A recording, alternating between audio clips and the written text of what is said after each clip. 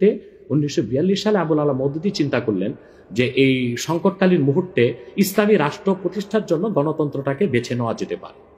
এটাই ছিল তার রাষ্ট্রের চিন্তা, আর সেটাই জামাত ইসলামের লোকজন অনুসরণ করছে। কিন্তু জামাত ইসলামের লোকজনগুলো কিন্তু আবুল আলা মওদুদীকে ইমাম হিসেবেও মানে না, কিংবা তার মাসালাও নিচ্ছে না, শুধু রাষ্ট্র। কিন্তু ডক্টর আব্বাসী এই কথাটা আপনি বলতেছেন, আমি তো জামায়াতের কোন নেতার মুখে এরকম শুনি নাই।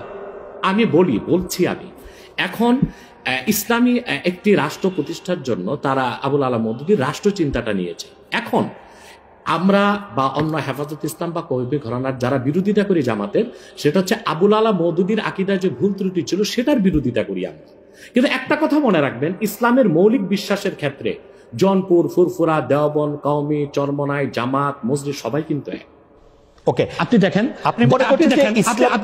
আমি বলি যারা বাংলাদেশে রাজনীতি করছে ইসলামী রাজনীতির ব্যানারে, তা তো ডেমোক্রেসি করছে, অতএব আমি তাদের সাথে যুক্ত হওয়ার প্রশ্নই আসে না। তবে তারা যেন সুবিধাজনকভাবে সংসদে যেতে পারে, বিরাট সংখ্যক একটি প্রতিনিধি দল নেই, সেটা আমি চাই। এটা শরীয়তের একটা বিধান আছে, আর জারুরাতু তাতাকাদ্দারু বিকাদরি জারুরা। ডেমোক্রেসিকে আমি পছন্দ করি না, কিন্তু বিশেষ মুহূর্তে বড় বিপদকে ঠেকাতে মাঝে মধ্যে হারাম জিনিসটাকে কিছু সময়ের জন্য হারাম জেনে কিছু সময়ের জন্য শিথিলতায় যাওয়া যায়। সেজন্য আমি মনে প্রাণে চাই, আমি খেলাফায় বিশ্বাসী হলেও এদেশে যারা ইসলামী রাজনীতির ব্যানারে আন্দোলন করছে সর্বোচ্চ সংখ্যক আসন নিয়ে তারা সংসদে যাক। কিন্তু তাদের মধ্যে তো অনেকগুলি ফ্যাকশন আছে, একজন আরেকজনের ঠিক বিশ্বাস করে না। জামায়াতে ইসলামীকে যেমন ধরেন, জামায়াতে ইসলামী অনেক ইসলামিক রাজনৈতিক দলের কাছেই খুব গ্রহণযোগ্য দল না। আমরা দেখেছি যে হেফাজতে ইসলামীর আন্দোলনের ক্ষেত্রে শেখ হাসিনাকে কওমি জননী উপহার দেওয়া, শেখ হাসিনার সাথে হাতকে শক্তিশালী করার জন্য হেফাজতের বিভিন্ন নেতৃবৃন্দের বিভিন্ন সময় সার্বিক অবস্থান জামায়াতে ইসলামীকে ঠেকানোর জন্য হয়েছিল। আপনি নিশ্চয়ই খেয়াল করেছেন। আমি এই ফ্র্যাকশনগুলো আলাদা আলাদা করে বলতে পারি। চরমনাই সাহেবের আমি একমত নই। হেফাজত ইসলামী আর জামাত ইসলামের মধ্যে এক হচ্ছে জামাত ইসলামীর যিনি প্রতিষ্ঠাতা ছিলেন আবুল আলা মওদুদী, তিনি মুহাদ্দিসও ছিলেন না, মুফাসসিরও ছিলেন না, তবে তিনি ছিলেন দার্শনিক এবং রাষ্ট্রচিন্তক।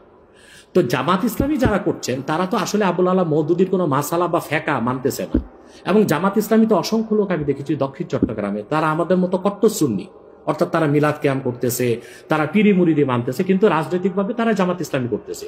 তার মানে হচ্ছে 1922 সালে জিএনএ গ্র্যান্ড ন্যাশনাল অ্যাসেম্বলির মাধ্যমে কামাল পাশা আতাতুর্ক তুরস্কের মধ্যে ইসলামী শাসন ব্যবস্থার জন্য আর না হয় সেই ব্যবস্থা করেছিল।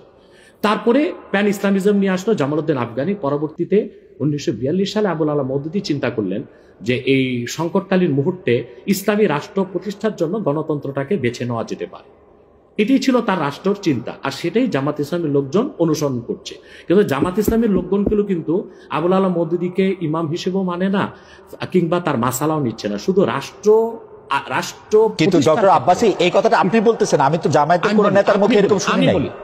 আমি বলছি এখন ইসলামী একটি রাষ্ট্র প্রতিষ্ঠার জন্য তারা আবুল আলা মওদুদীর রাষ্ট্র চিন্তাটা নিয়েছে। এখন আমরা বা অন্য হেফাজত ইসলাম বা কওমি ঘরানার যারা বিরোধিতা করি জামাতের, সেটা হচ্ছে আবুল আলা মওদুদীর আকীদায় যে ভুল ত্রুটি ছিল সেটার বিরোধিতা করি আমরা। কিন্তু একটা কথা মনে রাখবেন, ইসলামের মৌলিক বিশ্বাসের ক্ষেত্রে জনপুর, ফুরফুরা, দেওবন্দ, কওমি, চরমনাই, জামাত, মসজিদ সবাই কিন্তু এক। ওকে, আপনি দেখেন,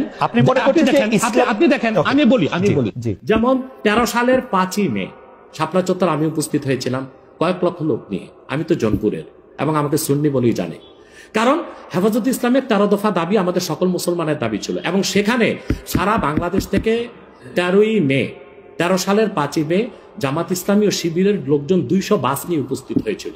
কারণ ওই 13 দফা দাবির পক্ষে তারাও ছিল, হয়তোবা তারা রাজনৈতিকভাবে বলতে পারছে না, কিন্তু সেখানে উপস্থিত হয়েছিল। তো কথা হচ্ছে যে মৌলিক বিশ্বাসের ক্ষেত্রে সকল মাসলাকের মুসলমান এক, কিন্তু বাংলাদেশে রাজনীতি করার ক্ষেত্রে কিংবা নিজ নিজ অবস্থান ধরে রাখার জন্য শাখা প্রশাখাগত বিষয়ে একটু দ্বন্দ্ব আছে, এটা তো থাকতেই পারে। একটা ঘরে যদি 5টা ভাই থাকে, 5 ভাই কি আপনি যেটাকে শাখা প্রশাখাগত দ্বন্দ্ব বলতেছেন, সেই দ্বন্দ্ব আমরা অনেক সময় অনেক প্রকট দেখি। কেউ কেউ বলেন যে একজন আরেকজনকে বলেন যে তারা আসলে নাস্তিকদের থেকেও খারাপ, আরেকজন আরেকজনকে বলেন তারা বিধর্মী থেকেও খারাপ, একজন আলেম আরেকজন আলেমকে বলেন, সেগুলি আমরা শুনি এবং রাজনৈতিক কারণে বলেন। অনেক সময় সেটি মানে কোনো বিষয়ের ব্যাখ্যা দিতে গিয়া না, রাজনৈতিক অবস্থানের কারণে বলেন। আমরা দেখেছি যে বাংলাদেশের ইসলামিক রাজনৈতিক দল, আমি এই মুহূর্তে নাম বলছি না, কিন্তু তারা জনসভায় ভাষণে বলেছেন যে তাদের আসলে জামায়াতে ইসলামীকে ঠেকানোই তাদের রাজনৈতিক আদর্শ।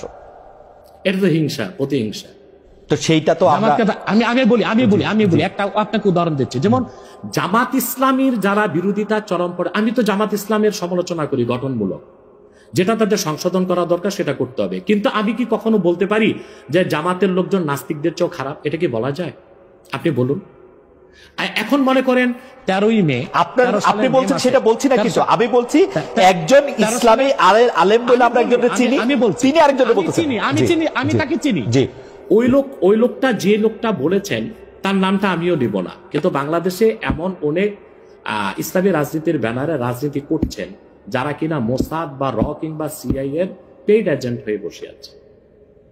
এখন রাজনৈতিক আক্রোশে অনেকে অনেক কথাই বলে, যেমন জামাত ইসলামীর বিরোধিতা করতে যে ফরিদউদ্দিন মাসুদ এবং কিছু আলেম শাহবাগীদের সাথে একাত্মতা ঘোষণা করছে। এটা কেন করছে? তাহলে কি শাহবাগী না, তাহলে কি মতিউর রহমান নেজামী, দেলোয়ার হোসেন সাইদি তাদের চেয়ে ভালো ছিল শাহবাগীরা? যে মতিউর রহমান নেজামী, দেলোয়ার হোসেন সাইদি বা জামাতের যাদের ফাঁসি হয়েছে তাদের ফাঁসি রায় কার্যকর করতে ফরিদউদ্দিন মাসুদ শাপলা চত্বরে চলে গেছে, শাপলা চত্বর না শাহবাগ চত্বরে চলে গেছে, নাস্তিক ব্লগারদের সাথে একাত্মতা ঘোষণা করছে। তো বুঝেই যাচ্ছে এটা একটা রাজনৈতিক আক্রোশ ছিল, রয়ের পারপাস সার্ভ করার জন্য এই কাজটা করেছিল কিছু আলেম। অথবা ওই ধরনের কোন আলেম কি বলল, তার মুরিদ কত, তার জনসংখ্যা কত, সেটা কোনো দেখার বিষয় না। সেটা বুঝেই যাচ্ছে কোন একটা ইন্টেনশন থেকে সে কাজটা করেছে বা বলেছে। কিন্তু আমাদেরকে তো ইনসাফে থাকতে হবে। আমরা আবুল আলা মওদুদীর বা জামাত ইসলামীর সমালোচনা গঠনমূলক ভাবে করে আসছি, করতেছি। যেমন আমি জামাত ইসলামী মানে আপনি যেমন বললেন যে মওদুদী সাহেবের ফিলোসফিটা জামাতে ইসলামী আসলে সেইভাবে নিতেছে না, কিন্তু আমি কিন্তু ডক্টর আব্বাস, আমি কিন্তু এই কথা জামাতে ইসলামীর কোন শীর্ষ নেতৃত্বের কাছে শুনি নাই।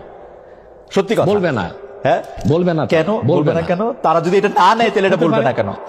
হতে পারে এই জন্য বলবে না যে আপনার কর্মীদের মনোবল ভেঙে যাবে। কিন্তু আমি শীর্ষ নেতাদের মুখে শুনেছি, দেলোয়ার হোসেন সাইদি সাহেব একজন বাংলাদেশে জাদ্রেল একজন স্কলার ছিলেন, এবং আপনি জানেন তার জনপ্রিয়তা এখনো কিন্তু একেবারে আকাশচুম্বী, আলহামদুলিল্লাহ। সেটা বলি, সাইদি সাহেব ব্যক্তিগত জীবনে আবুল আলা মওদুদীর কোনো মাসালা মেনেছিলেন? তিনি তো হানাফি মাযহাবের মতে নামাজ পড়তেন, লম্বা দাড়ি রাখতেন, এবং তিনি পীর ঘরানা থেকে এসেছেন। তার বাবা ছিলেন ফুরফুরার মুরিদ। ডক্টর আব্বাস, আমি একটা প্রশ্ন সরাসরি করি। ডক্টর আব্বাস, আমি একটা প্রশ্ন সরাসরি করি। আপনি সোজা সাপটা কথা বলেন, আপনাকে সরাসরি কথা বলি। এই মওদুদীর আদর্শটা জামাত সরাসরি অস্বীকার করা না পর্যন্ত আমি মওদুদী সাহেবের জায়গায় রাখতে চাই, কিন্তু মওদুদী সাহেবের আদর্শটা তারা সরাসরি ভাবে ধারণ করার কথা বলে যে একটা ইসলামিক রাজনৈতিক প্ল্যাটফর্ম তৈরি করেছে, আপনি কি সেটাতে যাইতেন? সেইটা আপনি আমল করেন আর না করেন? তাহলে দুইটা কারণে যেতাম। তো জনাব সাইদি যে গিয়েছিলেন সেটাকে আপনি সঠিক মনে করেন? না, সাইদি সাহেব কেন গিয়েছিলেন সেটা তার, আপনি বলতেছিলেন যে তিনি আমলটা করেন নাই, কিন্তু আদর্শের এই ঘরানায় কি আপনি আসতেন? দেখুন, সাইদি সাহেবের একটা বক্তব্য আমি শুনেছি, তিনি একটা সাক্ষাৎকারে বলেছিলেন যে তিনি দেখেছেন ইসলামী রাষ্ট্র প্রতিষ্ঠা করার জন্য যে জনবল দরকার, যে কাজকর্ম দরকার, উনি সেটা জামাতের মধ্যে পেয়েছিলেন। সেজন্য তিনি জামাতের রাজনীতিতে ছিলেন, কিন্তু ব্যক্তিগত জীবনে তিনি তো হানাফি মাযহাব মেনেছেন, আহলুস সুন্নাহ ওয়াল জামাতের আকীদা বিশ্বাসী লালন করতেন অধিকাংশ ক্ষেত্রে, এবং তিনি পীর ঘরানার ছিলেন এবং পীর মাশায়েখদেরকে যথেষ্ট শ্রদ্ধা করতেন। আমি আগেই বলেছি যে বাংলাদেশে জামাত ইসলামী আকীদাগত দিক দিয়ে আবুল আলা মওদুদীর আকীদা সবাই গ্রহণ করে নাই। দক্ষিণ চট্টগ্রামে যারা জামাতের নেতা আমির, তারা আমাদের সাথে দক্ষিণ চট্টগ্রাম, আচ্ছা এই ব্যাপারে আপনার বক্তব্য পরিষ্কার। আমি এই ব্যাপারে আবার উত্তরবঙ্গে যারা জামাতের নেতা তারা লামাযহাবী, তারা মাযহাবী মানেন না। সেজন্য আমি বলেছি আবুল আলা মওদুদী তিনি কোনো ইমাম ছিলেন না, তিনি ছিলেন রাষ্ট্রচিন্তক, দার্শনিক। তো তিনি একটা ইসলামী একটি শরিয়া রাষ্ট্র কায়েমের জন্য তিনি যে রাজনৈতিক দর্শন দিয়েছিলেন সেটা জামাত নিয়েছে, কিন্তু আবুল আলা মওদুদীর আকীদায় যথেষ্ট ত্রুটি ছিল, সেটা আগেও বলেছি, এখনো বলছি। এবং জামাত ইসলামী যেহেতু ডেমোক্রেসি চর্চা করে, তাদের সাথে আমার যাওয়ার প্রশ্নই আসে না। তবে আমি আবারও বলছি, চরমনাই হোক, জামাত হোক, মজলিস হোক, তারা সবাই মিলে অ্যালায়েন্স করে সংসদে একটা বিরাট সংখ্যক প্রতিনিধিত্ব দল নিয়ে থাকুক, এটা আমি চাই।